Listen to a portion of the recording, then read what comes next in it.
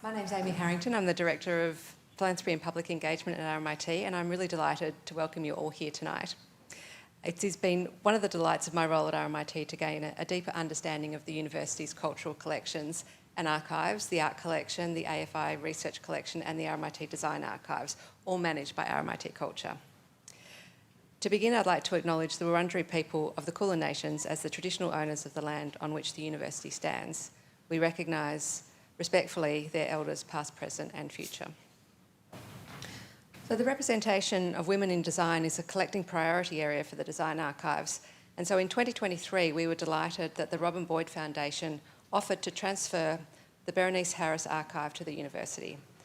As an alumnus of RMIT, where she completed her studies in architecture, Berenice had a long and successful career in the practice of Frederick Romberg and Robin Boyd, where she was appointed director in 1964. She later became a director of R. Barnard, Brown and Associates. She was a member of the Lyceum Club and for many years was its architect advisor. Tonight, we're very lucky to be learning more about her association with the club and its role in promoting women in design. The Isaac Davis Foundation supported the acquisition of the Berenice Harris Archive, enabling the RDA to catalogue and digitise the drawings and other records for preservation and accessibility. We're pleased to say that they're now available to view on the RDA's collection website, and this semester we've been able to make the materials available to a group of Masters of Communication Design students whose resulting exhibition is called Counterspace, and it's now on view outside on their Design Archive windows and in the courtyard. So as you're leaving, with all the poles that are in the courtyard, there are some posters and things around there for you to see their wonderful work. So yes, we wanted to thank Tony Isaacson and Megan Davis for their generous donation. It's this kind of support that makes a vital impact on how we're able to manage, care for and share these important collections with students, researchers and the broader public now and into the future. So tonight we have Eli Giannini, Principal of MGS Architects and the chairperson of this event, has been working with the archives in a voluntary capacity over the last 6 months to identify the key documents in the Berenice Harris Archive, and she's also scoured the Lyceum Club's archives, both at the club and at the State Library. So we're really very grateful to Ellie for her enthusiasm for this project and for your advice during the preparation of our 2024 Melbourne Design Week event. I'm also delighted tonight to welcome architects Kerstin Thompson, who'll be online, and Keddie, and architectural historian Julie Willis to this event. It's now with immense pleasure that I invite Ellie to start the proceedings. So, I'm going to invite Anne and Julie to sit with me at this for this conversation. So good afternoon, everyone, and welcome.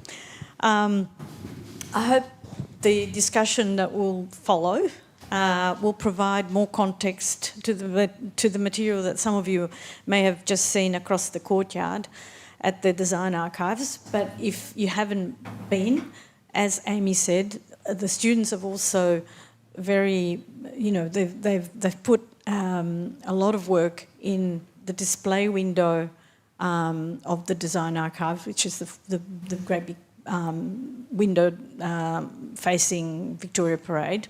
And if you go around the corner, along the courtyard, as Amy said, there's also a number of panels which give a lot of information on the work that they've been doing, and the presentation is all there for you to see. They've also produced this beautiful little booklets, and some of them are at the back of this auditorium. So on the way out, you can have a look at those. So as Emmy's indicated, I've been volunteering at the RMIT Design Archives since Professor Harriet Edquist suggested I should speak with Anne Carew in 2023. Anne is the curatorial officer, and she has warmly welcomed me into the RDA and opened up a fascinating and valuable window into the Melbourne design world, which I love, and has guided this project and brought it to fruition. The Lyceum Club unique history gave me an insight into the professional lives of women who practiced architecture since the purchase of their property in 1957, when Alison Harvey, who at the time was working as Stevenson and Turner, for any of you architects in the audience, designed the conversion and refurbishment of a small group of warehouses. In fact, a lot of the warehouses were pulled down in order to do the building. Since then, a number of prominent Melbourne architects have been involved with the club, either through the building committee or as architects appointed to carry out further refurbishment phases. The club wasn't always flush with money, as we can see from the correspondence in the archives. So, but there were significant donations that were left. The Nina Baggett Fund allowed the club to do some more work right towards the end of the first building, but Julie can speak to, or Anne can speak to that more clearly. So the NGV invitation to participate in Melbourne Design Week provided us with the perfect opportunity for an event linking the Berenice Harris archives with the building and the extensions, and to bring in other voices such as those of Anne, Keddie, and introduce, of course, the most recent transformation of the club by KTA Architects, Kerstin Thompson being the person responsible for the latest and ongoing transformation at Ridgway Place.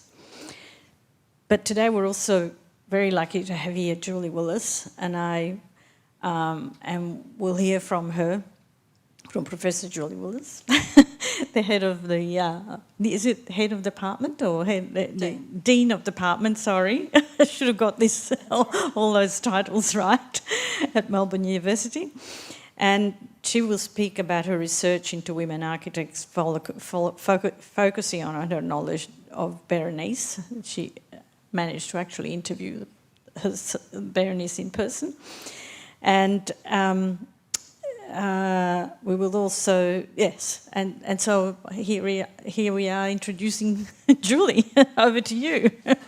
So just to ask you the first question, and please also do your own introduction to, what you'd like to expand on this.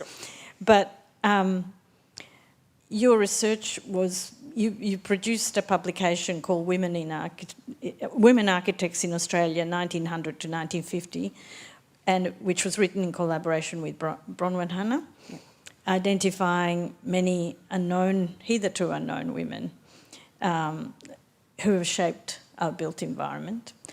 And you're also the founding director of Paula, which, as many of you would know, actively works towards a more equitable architectural profession through research, best practice guides, engagement and activism. So you're the perfect guest to talk about women in architecture and give us some background on Berenice and the work and how women were in those days, how the profession was for women in those days. Thanks so much, Ellie. I should note that the Lyceum Club, in its current location, has a long and proud history of women architects being involved in it, but its earlier iterations had women architects involved. At one point, it was in what's commonly known in Melbourne as the Gothic Bank. There were women who helped refurbish some of the floors there. So Lorna Phillips was one of the architects involved in that. So the Lyceum Club itself has a very, very long association with women designers, and it's been a very conscious choice for an incredibly long period of time. Exactly. And it's been a really important venue for them as well. I've had the privilege of going to lunch at the Lyceum Club in the company of women architects as well. So yeah, it's been fantastic. So from what I understand, can you talk about the early days, perhaps? Your research into people like Alison Harvey. So we start back with the first woman architect who qualifies in Victoria, which is Ruth Alsop in 1905. And this is really prior to there being any formal education for architects within institutions, although the predecessor to RMIT, the Working Men's College, had evening classes in construction. There wasn't a degree program or a diploma program in architecture until the first graduate in 1915 from the University of Melbourne with the Diploma of Architecture.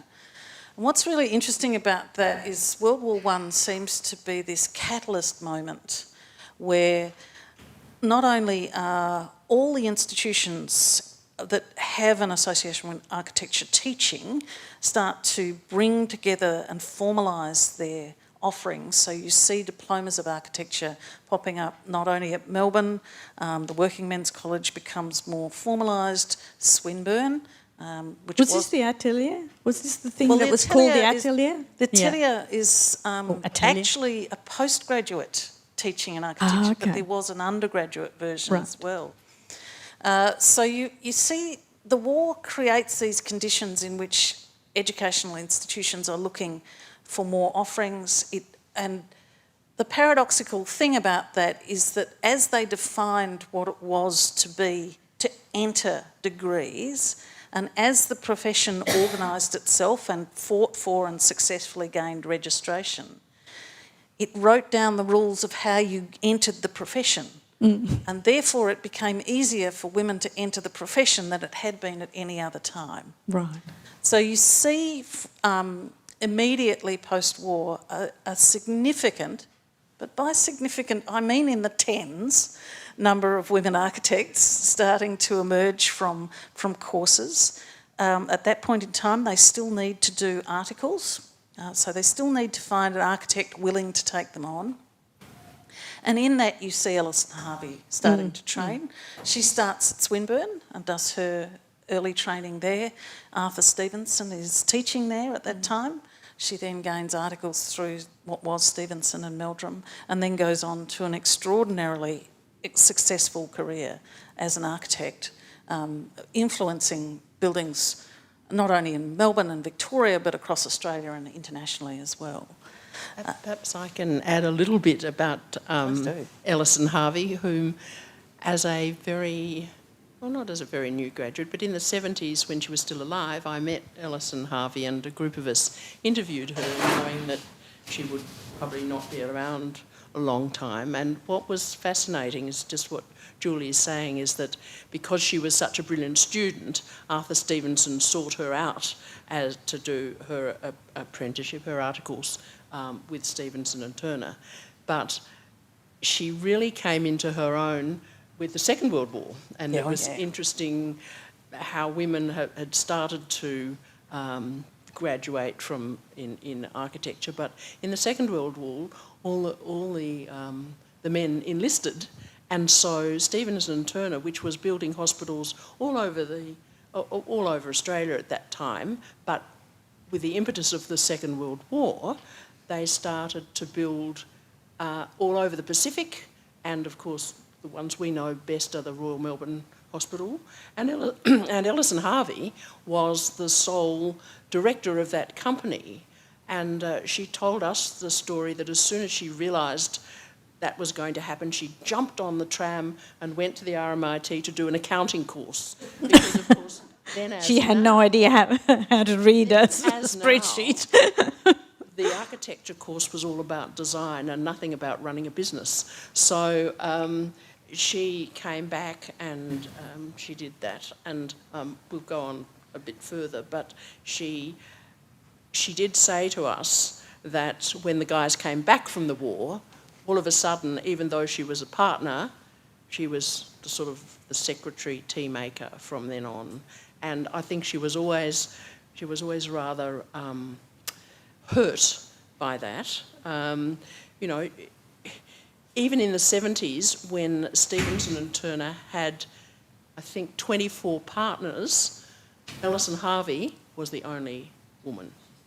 So, Julie, it seems that that's the story Anne has just told us about Alison Harvey seems to have been repeated in some ways with Berenice, is that correct?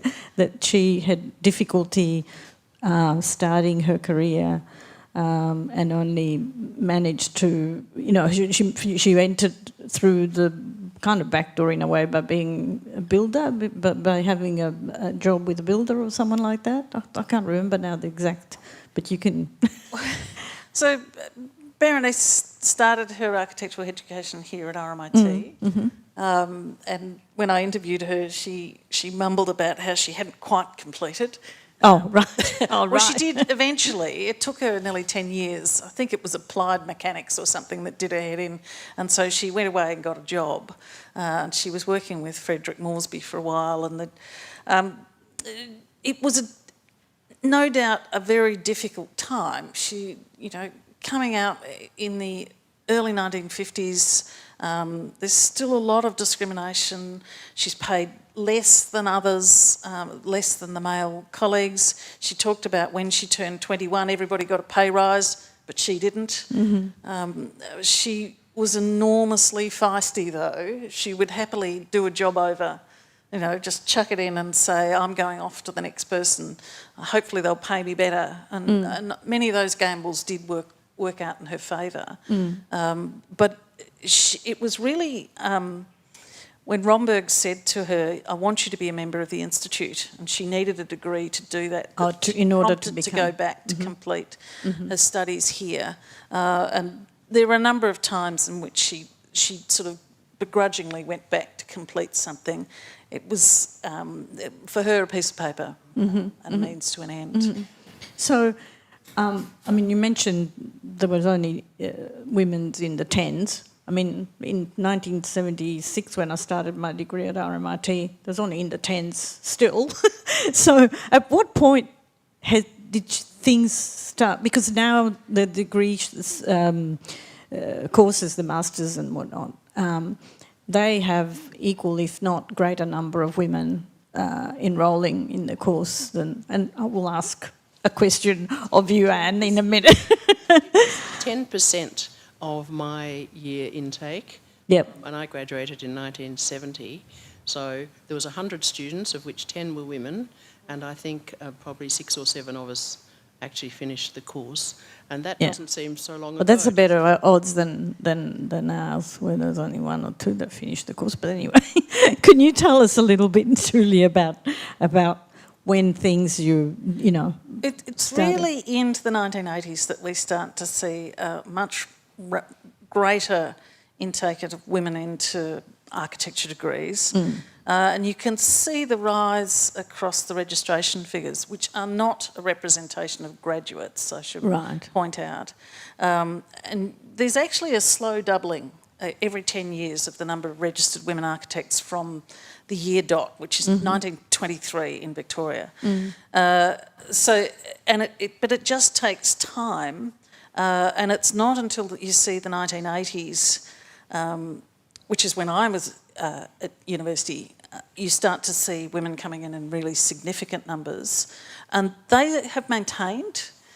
So parity, it's usually about parity. It depends on the institution though. So we've seen much better equality in terms of graduates, but there's a whole lot of reasons why women haven't continued into careers or remained in architecture. And so the registration figures are only just starting to come up, which is decades after you would have expected to see that.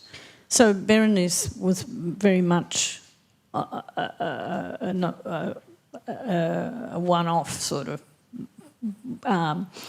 What sort of person you interviewed?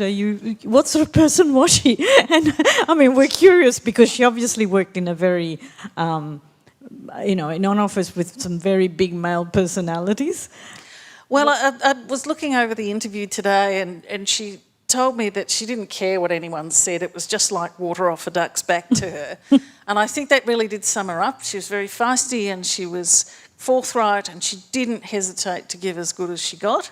But there's no doubt that she got quite a lot of bad behaviour. And she described herself as having to get the tea and making the coffee and going to get lunches, and that in fact she got a job in Ray Barnard Brown's, no, who was it? No, I think it was Romberg, where he basically said, "Can you type?" She said, "Yes, I can," and produced a letter that she tried to type, and he went, "Right, you're hired." And so she could pretend to be the secretary at times. So I think for her, any way in, but she's such an extraordinary architect that, of course, her talent was recognised if they bothered to pay her enough. If they didn't, she was off to do the next job. Something else. Yep. And you also knew Berenice.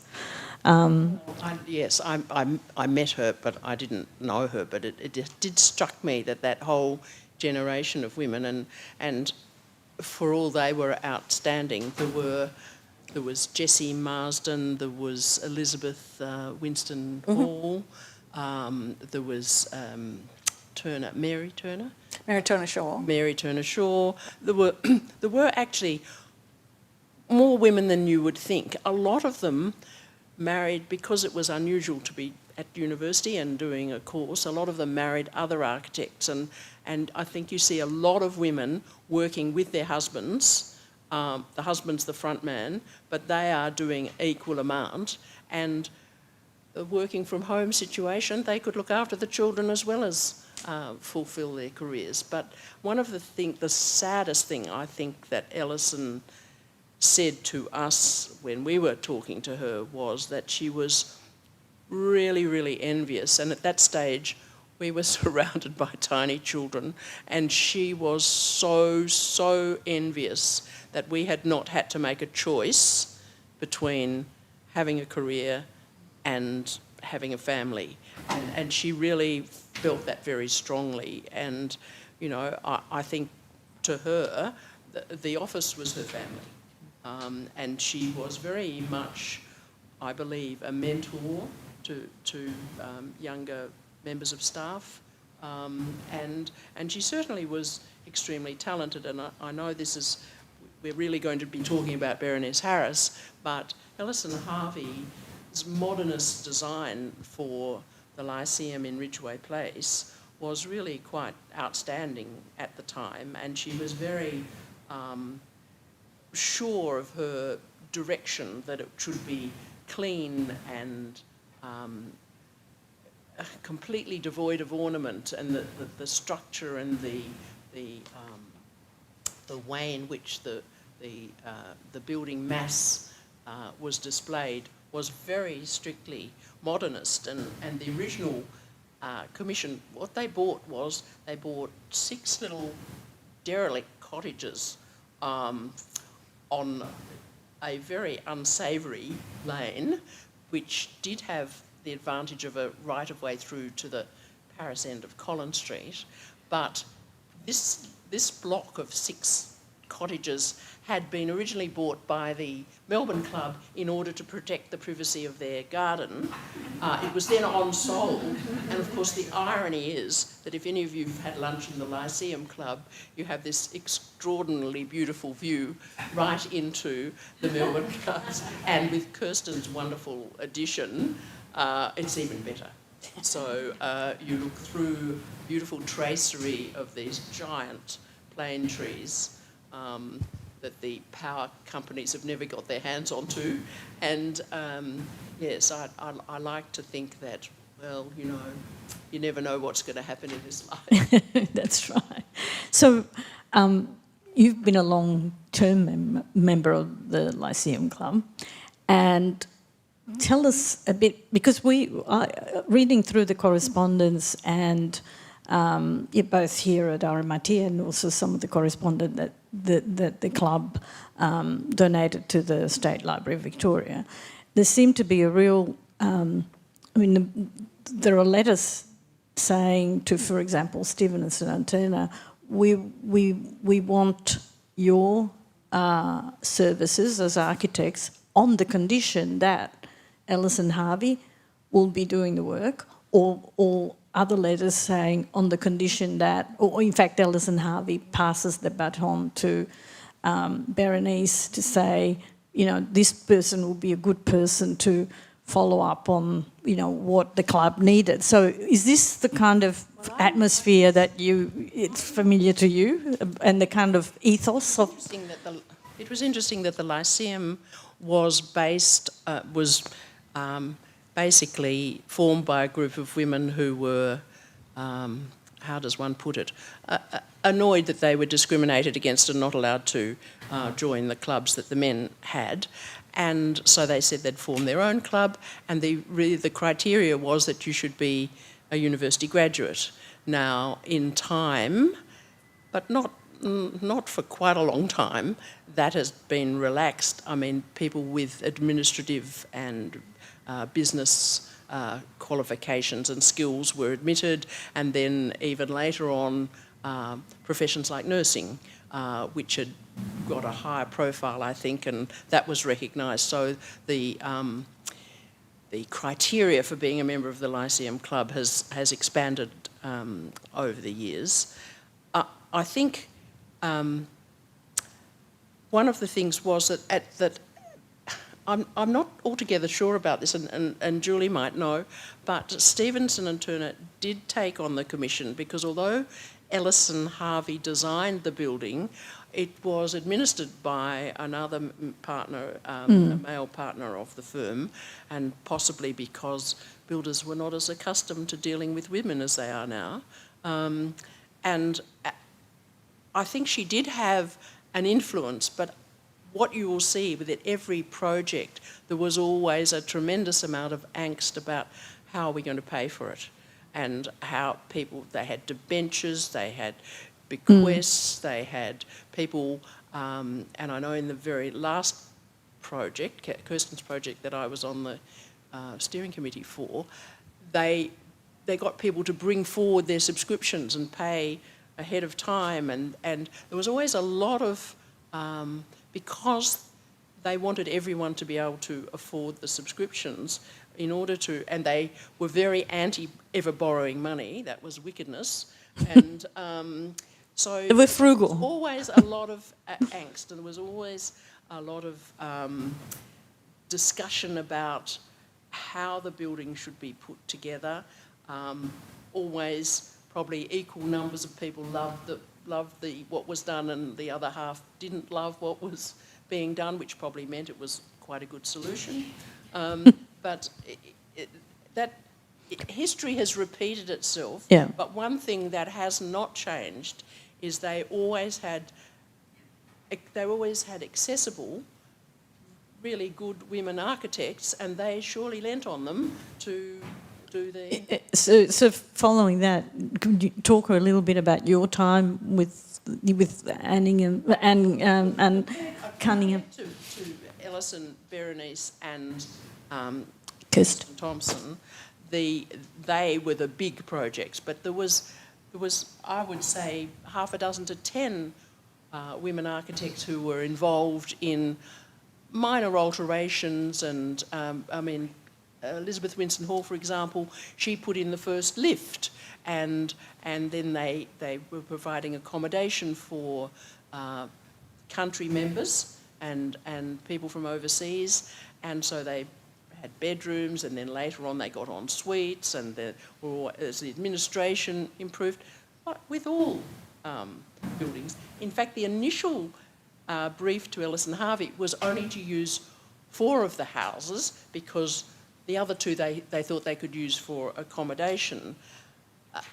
By luck or good management, they actually ended up building over the whole site, because they were discovered to be totally derelict, the buildings. But I think the involvement of women architects, even in a minor way, and for example, there was an interior decorator called Joyce Godfrey, who was very well known because she was a journalist, and I think she was on the early days of television. But she was an amazing woman who started up her own interior decorating company, and she gave a lot. She was very much in tune with the sort of zeitgeist of the 50s, and chose a lot of the furniture. And if You go into the club now, it's amazing. You see this now highly fashionable 50s furniture, which has been there since day one. Yes, that's she the did- archives do show quite a number of And Joyce Godfrey, I think, was quite an influence. She wasn't an architect, but she was an interior designer. Yeah. No, that's where I was getting, what I was getting to. That there were a lot of women who, by whichever means, were supported by the club, or they supported the club, you know, and it sort of worked as a two-way street. They were and happy I'm sorry now, I was going to introduce you more formally, and and now we've come to the part where I would like to introduce Kerstin, of course, who needs no introduction. So Kerstin is a principal of KTA and adjunct professor at RMIT and Monash Universities.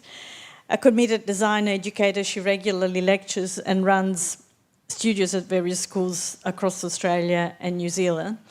And in recognition for her work, for the work of her practice and contribution to the profession and tertiary education, Kerstin was elevated to Life Fellow by the Australian Institute of Architects in 2017 and appointed Member of the Order of Australia in 2022, and she's of course the 2023 Gold Medal. So Kerstin, being the first architect since Ellison Harvey to propose a major renovation of the club, what was your brief, and how did the work come about, and you know, just fill us in on how you saw the project, and over to you. Thanks, Ellie. Hi, everybody. I haven't seen you all. It's just a blank screen. I'm looking at the yellow lectern. That's my view. Anyway, I'll imagine you all there. It's lovely having Anne there, actually, because Anne, I think you've been there from the beginning of our involvement, which when I went through our archives, I realised we had first conversations with the club in 2002, actually. And then that went on hold and came back in about 2014 when we explored a sort of spectrum of changes that could be made, from very substantial to more regulatory upgrades and things like that. And Anne's comments before too about funding and so on of any changes to the Lyceum, that was certainly part of that early master planning work, to see what was palatable to the club, but also what would make the most impact for them. And that's where, yes, the substantive change that was made, which was effectively adding another whole layer, another whole floor to the existing building, was after looking at a whole lot of scenarios. And I remember the sort of terror actually of encouraging the club to do this, to think, if you've got this chunk of money, we could disperse it through lots of minor changes throughout the club, or we could do the bare minimum to the lower levels for the upgrades, and then really target that expenditure to the top floor to really nail the three parts of the new brief, which were, first of all, to attract new members. So it was about sort of having a slight reorient, or just enabling different groups' needs to be met. So that was part of it. The other thing was about enabling events and functions to be hosted there at the sort of scale that would work from a business model. And then the other part of the brief really was still to keep the spirit of the club. And so that is where, what I quite liked about where it's ended up is that the club room of the first floor and Ellison Harvey's work behind that magnificent window wall is still very much present as it was. And I really still really enjoy how you've got this, not a time capsule because it's had some minor changes, but its spirit is still there. And for some club members, some of the older ones, that's the space they're most attached to. But there's also this whole alternative world up in the treetops overlooking the boys, which I hadn't realised that about, why they'd bought all of those ones to stop overlooking. That's even more fantastic. When we went to visit the club not long ago, we heard that members were very attached to the dining room, which has become an Yes. office. Yeah, that's and- right. Well, it's got that beautiful magnolia mural, and the colour is gorgeous in that room. Yeah. So there's more Yeah. work to come. Well, you're not allowed to talk about that. Oh no, there's little some smaller elements. So getting things like cloaking and some of the back of house things to upgrade a little more, and a possible roof access too, as a sort of deck up the top potentially. So a few things like that. But it's always been interesting to me how I like how you can still see the layers of its changes over time. So as a building that's had a lot of people contribute to it, a lot of women's hands on it, I think it's lovely that is still really evident in how it presents now. It's a fantastic example of a layer upon layer approach of many people over the years. Yes, and Kerstin, sorry, I just no, wanted go. to add there, it was Yeah. Ellison Harvey who insisted that the foundations be designed so that a future floor might be added. right. And when you think that it was 50 Yes. years later, 50? That's right. 60 Yeah. years later that it happened, I think that's a really good reflection on what a thoughtful Absolutely. architect she was. Yeah, no, that's absolutely right. I mean, we had sort of problems of substations and things, but the thing about the structure, you're so right, was very good foresight there. Yeah. So how have the club's needs, I suppose, do you think, how have they changed over time?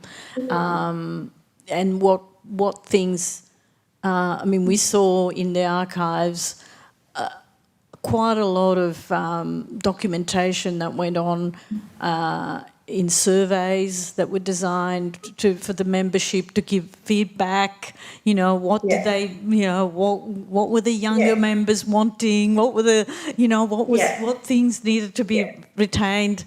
And I thought that was it was quite an interesting aspect, how democratic the process was. Do you think that's still like that? I assume so. I mean, Anne was sort of there at the coalface with some of that. It's fair to say it was a fairly intense engagement process. But I think, and I think that was the thing, it wasn't about changing it completely. There were really important things to hold onto, and then to add and supplement that. I mean, the club needed more space for its various circles, the sort of different groups that meet, and so it was sort of bursting at the seams and a bit limited too in the numbers of people that it could have as members as well. So it was all of those things that were justifying the size of the change. But I think there were interesting things too, sort of technological change. And I remember a lot of discussions about, for instance, technology and the place of that in the club. And there's still a thing there of no phones. And that's quite interesting because another generation life without a phone or without that access is a true challenge. And so lots of discussions about, is this like a Qantas club, or is it that sort of level of amenity for working women, or is it to be frank, more genteel than that, and a resistance to that. So some of that stuff was what we're also balancing in those recent changes. There's still the footwear problem, but... Yeah.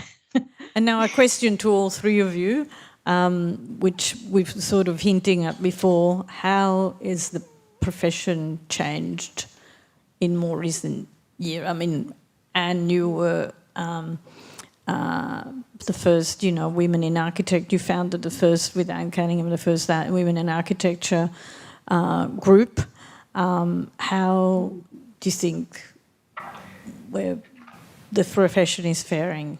Well, I'm sure Julie's got something to say about this, but I do feel that women no longer have to prove themselves in the way that they did. I personally suffered, I think, more discrimination within the firm than on a building site, because builders are a great bunch, and they're very willing to share their expertise with someone who doesn't know very much. But are the clients still prepared, as the Lyceum Club was or has been, I to think only have, to actually, you know, demand there's always that are not... angst about building projects, and something that Kerstin hasn't mentioned, which she did with consummate skill, was to do all sorts of fire upgrades and upgrading the lift and upgrading and sorting out all the electrics and incredibly complex technical things, which she has managed to keep the spirit of she kept the handrail of the old stair, even though it had to be completely rebuilt. She's managed to link on to details from the original building, which I personally don't think Berenice Harris did, introducing metal window frames, for example. And I think that Kerstin's contribution is to really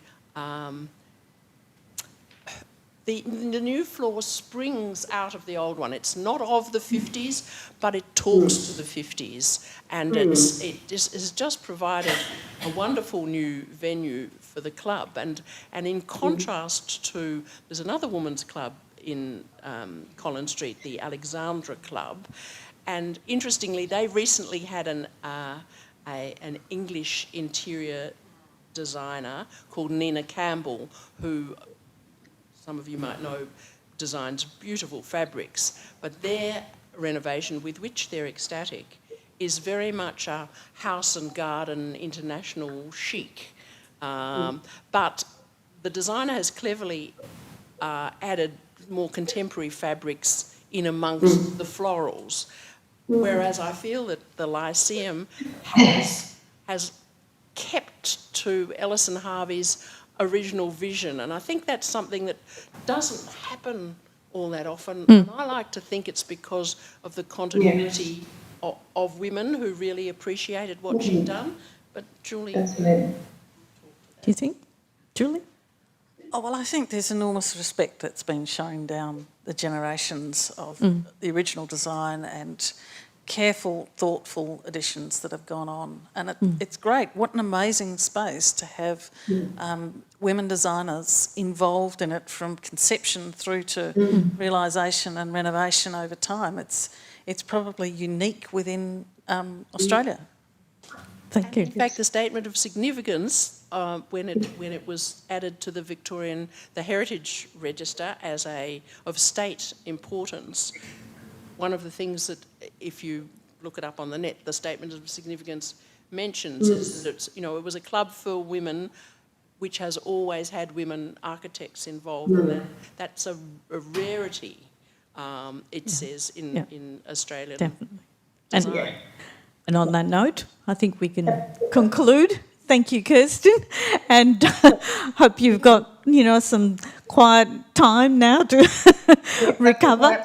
And I was just also going to say, sorry, just to add to the lineage of women on it, just a recognition of two people from KTA in particular, Claire Humphreys and Lynn Chu, who worked with me on the Lyceum. So yes. Some of that attention to detail is certainly from there. No, thank you for that, mentioning that. That's terrific. Thank you, Kerstin. And thank you both, Julie and Anne, for being here tonight and having this conversation with me. And please, everyone, have a look at the student work across the road, and that will give you more information on the Lyceum and on the IDA, on the archives, on the Berenice Harris archives. Thank you.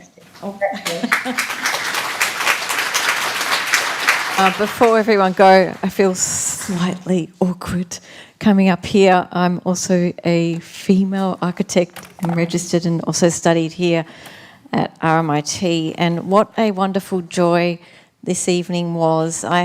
For all of you who managed to make it here earlier, I'd just like to thank the RMIT Design Archives and culture. And Ellie, for your time in investing in going through all of those wonderful archives and drawings, the contribution of so many great women architects, and Julie Willis, Professor Julie Willis, thank you for your terrific short history of women architects in Australia, and your work and your great book has certainly been a much needed contribution to discourse in Australian architecture. So many histories neglected to talk about the great work that women have made in the built environment in Australia. So thank you for that. And of course, Anne Kenny, you gave us such a terrific history into the history of the Lyceum Club and those wonderful insights. And, you know, we got a glimpse of that and going through some of that correspondence in who the members were, the correspondence between Alison Harvey and Berenice Harris, and the time and effort they put into really listening to those members and how that played out in the design. I didn't know about the overlooking the boys. That's such a nice anecdote. And Kerstin Thompson, thank you for joining us during a time of, having COVID. Thank you for making the time. And also thank you for your wonderful architecture and your added layer of history. And I really loved the way you spoke about the layers of history being made visible. And I feel like we have many layers of history that have been shared with us this evening for this great event. So thank you all. And also thank you to the students for the great work they put in. And I don't know if anyone saw the beautiful brochure they did in the exhibition. So there's a lot of hard work gone into this event. Thank you so much.